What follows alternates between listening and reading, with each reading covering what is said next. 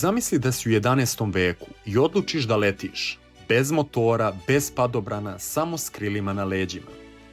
Pa to je uradio Aylmer iz Malmesburyja, engleski monah i pionir nauke. Napravio je primitivna krila od drvenih letvi i platna, vezao ih za ruke i telo i popeo se na visoku kulu. A onda skočio. Nekoliko trenutaka je lebdeo u vazduhu, a što je za 11. vek bilo nezamislivo, preleteo oko 200 metara. Ali nije imao kontrolu, srušio se i slomio obe noge. Ipak, preživeo je.